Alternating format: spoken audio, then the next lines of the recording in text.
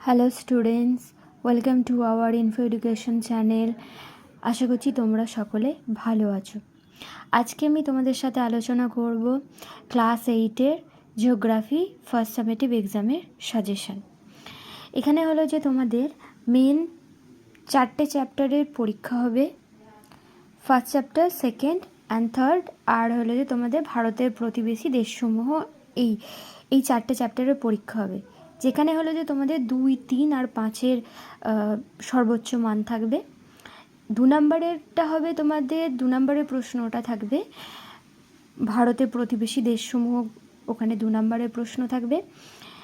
1 নম্বর আর 2 নম্বর chapter থেকে তোমাদের 3 নম্বরের প্রশ্ন থাকবে। আর শিলা যে চ্যাপ্টারটা আছে 3 নম্বর চ্যাপ্টার, সেই 3 নম্বর চ্যাপ্টার থেকে তোমাদের 5 নম্বরের প্রশ্ন থাকবে। তো সেই অনুযায়ী আমি তোমাদের সাজেশন করেছি। এখান থেকেই সমস্ত প্রশ্নগুলো আসতে চলেছে, তো তোমরা ভালো করে ভিডিওটা শেষ পর্যন্ত দেখতে থাকো। আর বলে রাখি, ক্লাস 8-এর তোমাদের ইতিহাসের সাজেশন দেওয়া হয়ে গেছে, লিঙ্ক আমি ডেসক্রিপশানে দিয়ে দেবো। অবশ্যই ভিডিওটা তোমরা গিয়ে দেখে নেবে, কারণ এইখানে আমি যে সাজেশনগুলো বানিয়েছি সেখান থেকেই পরীক্ষায় আসতে চলেছে এবারে তোমাদের। এছাড়াও তোমাদের যে যদি নোটস, সাজেশান, প্রশ্নপত্র এই সমস্ত কিছু লাগে, তাহলে তোমাদের আমাদের মেন ওয়েবসাইট infoeducation.com, সেখানে ভিজিট করতে হবে। লিঙ্ক আমি ডেসক্রিপশনে দিয়ে দেবো। চলো তাহলে এবার ভিডিওটা শুরু করা যাক। তো 2 নম্বরের দেখো এখানে কি দিয়েছি। প্রথম প্রশ্ন আছে সার্ক কী। 2 নম্বর ক্যারেজ প্রথা কী। 3 নম্বর নেপালে পর্যটন শিল্প সম্পর্কে লেখো। 4 নম্বর মায়ানমারে কী কী অরণ্য দেখা যায়। 5 এমন 2টি প্রতিবেশী দেশের নাম লেখো যাদের সমুদ্র বন্দর নেই।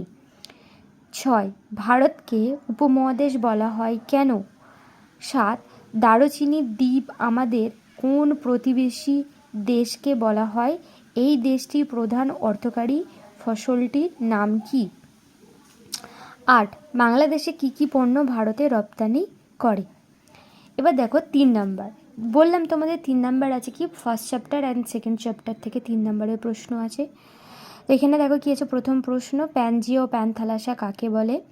2 নাম্বার অভিসারী পাত সীমানাকে বিনাশকারী পাত সীমানা বলা হয় কেন। আচ্ছা, এখানে তোমরা একটা অ্যাড করে নেবে, আমি দিতে ভুলে গেছি।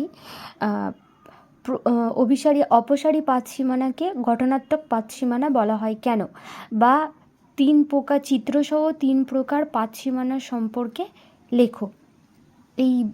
এটা করে রাখবে। 3 নম্বর আছে টিকা লেখো প্রশান্ত মহাসাগরীয় আগ্নেয় মেখলা। 4 উদাহরণ সহ আগ্নেয়গিরি শ্রেণীবিভাগ করো।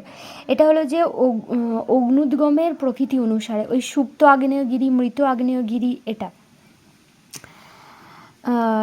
5 নম্বর লাভা ও ম্যাগমা মধ্যে পার্থক্য লেখো। 6 নম্বর ভূমিকম্পের PSOL তরঙ্গের বৈশিষ্ট্যগুলি লেখো।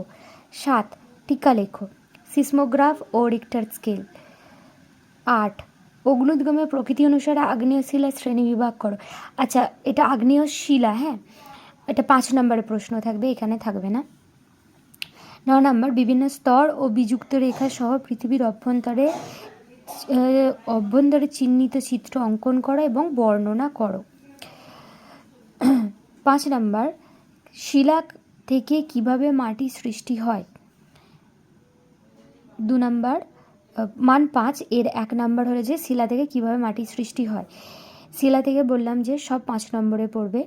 এটা হলো যে এই 5 নম্বরের প্রশ্ন, এটা শিলার চ্যাপ্টারের প্রশ্ন। 2 নম্বর পাললিক শিলার বৈশিষ্ট্যগুলি লেখো। 3 চিত্রসহ শিলাচক্র ব্যাখ্যা করো। 4 ভূমিকম্পের ওপর শিলার প্রকৃতি 3টি প্রভাব লেখো। জিপসামের 2টি ব্যবহার লেখো। 5 রূপান্তরিত শিলার বিশেষত্ব উল্লেখ করো। 6 নম্বর কি প্রাথমিক শিলা কাকে বলে, উদাহরণসহ আগ্নেয় শিলা শ্রেণীবিভাগ করো। এই আগ্নেয় শিলাটা হলো যে ওই উদ্ভিদী আগ্নেয় শিলা, নিঃসারী আগ্নেয় শিলা, ওটা।